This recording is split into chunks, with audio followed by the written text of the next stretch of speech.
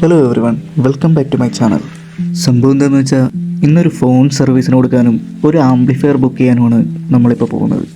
ഓരോ യാത്രകളും ഓരോ ഓർമ്മകളാണ് എന്ന് ചിന്തിച്ചപ്പോഴേക്കും ഒരു തുള്ളി പെട്രോളിനായി വണ്ടി മിസ്സിങ് കാണിച്ചുകൊണ്ടേയിരുന്നു.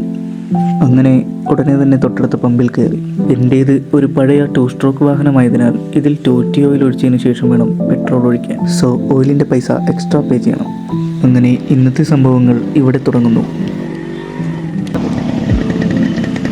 പമ്പിൽ നിന്നിറങ്ങിയ നേരെ കുഴികളിലേക്കായിരുന്നു.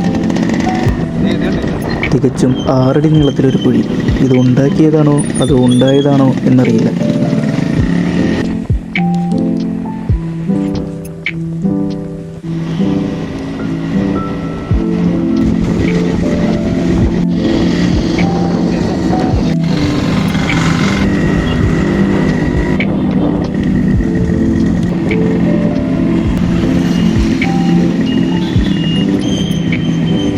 അങ്ങനെ വണ്ടി നേരെ ബ്രോഡ്വേയുടെ എൻട്രൻസിൽ പാർക്ക് ചെയ്തു.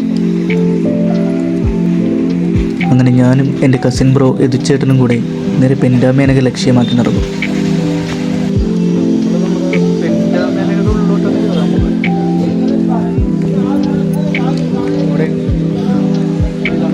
ഇതാണ് നമ്മളിന്ന് സർവീസിന് കൊടുക്കാൻ വന്ന ഫോൺ. ഈ കടയുടെ ഡിസ്പ്ലേക്കുള്ളിൽ കുറച്ച് കുഞ്ഞ് ഐറ്റംസ് കണ്ടു. സംഭവം നമ്മുടെ സ്വന്തം ചൈനയുടെ മുതലാണ്.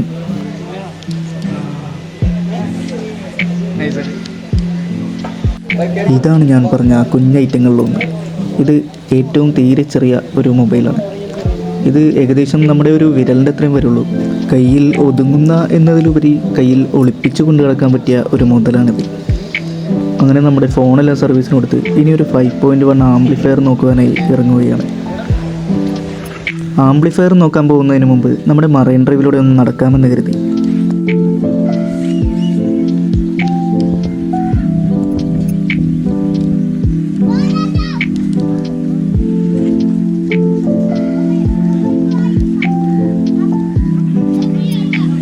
അങ്ങനെ നമ്മുടെ റെയിൻബോ ബ്രിഡ്ജിൽ നിന്നും കുറച്ച് വീഡിയോസൊക്കെ എടുത്തതിന് ശേഷം നേരെ തിരിച്ചടന്നു.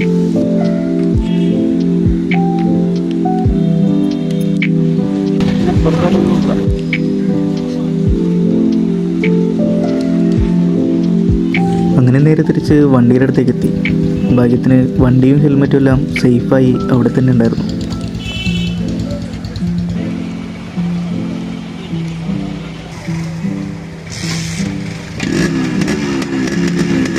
അടുത്തതായി പോകുന്നത് നമ്മുടെ ഇലക്ട്രോണിക് സിറ്റിയിലേക്കാണ്.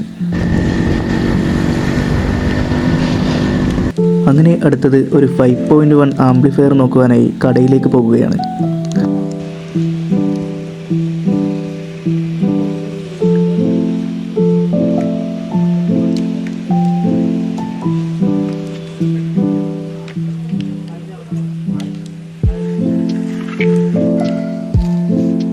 അങ്ങനെ നമ്മൾ നേരെ അമ്പാടി ഇലക്ട്രോണിക്സിലേക്കാണ് കയറിയത്.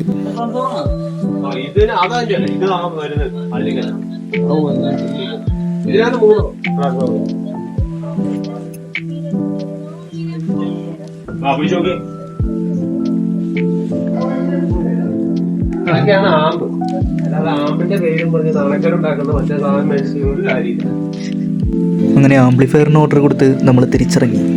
ഭാഗ്യത്തിന് തിരിച്ചിറങ്ങിയപ്പോഴാണ് മഴ പെയ്യാൻ തുടങ്ങിയത്.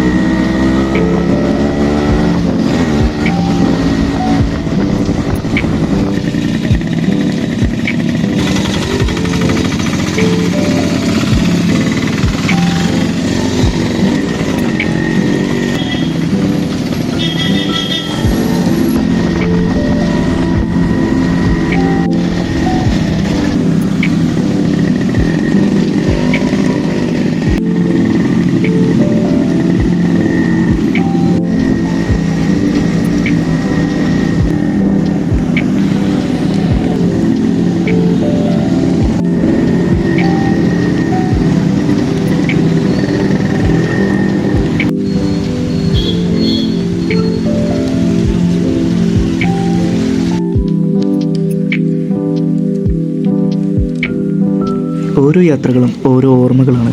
ചില യാത്രകൾ ചില ഓർത്തെടുക്കലുകളുമാണ്. അങ്ങനെ ഞാൻ എൻ്റെ വീട്ടിലേക്ക് തിരിച്ചു.